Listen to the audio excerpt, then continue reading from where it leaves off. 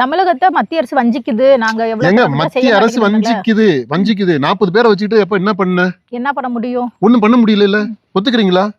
40 MPs இருந்தாலும் என்னால ஒண்ணும் பண்ண முடியலங்க அப்படின்ற ஆட்சி.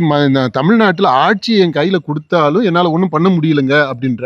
அப்புறம் என்ன இதுக்கு என்ன இதோட நீங்க திரும்ப ஆட்சிக்கு வரணுன்ற என்ன கிழிக்க போறீங்க நீங்க?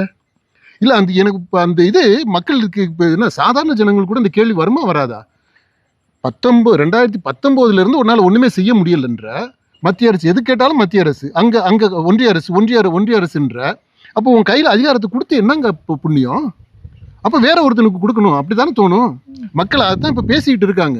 உன்னால ஒண்ணுமே முடியல, கையாலாகாதவனா இருக்கிற, இயலாதவனா இருக்கிற, வேஸ்ட், ஆட்சியே வேஸ்ட் அப்படின்னு நீங்க தான் சொல்றீங்க. என்னால ஒன்றும் செய்ய முடியல அப்படின்ற. அப்புறம் திரும்ப ஒன்னாவா அப்படின்னா யாரை ஆட்சியில் அமர்த்துறதுக்கு ஒன்னாவான்றீங்க? அப்ப ஸ்டாலின் வேற யாராவது ஆட்சியில் அமர்த்த போறாரா என்ன? திமுக எல்லாரும் ஒன்னா சேர்ந்து ஒருவேளை தாவிகாவுக்காக கேம்பெயின் பண்றாங்களோ என்னவோ தெரியல. இல்ல சீமானுக்காக பிரச்சாரம் பண்றாங்களா? இல்ல வேற யாரும் அடுத்து புதிய தலைமுறை தலைவர் யாரும் வர்றாங்க என்னன்னு தெரியல.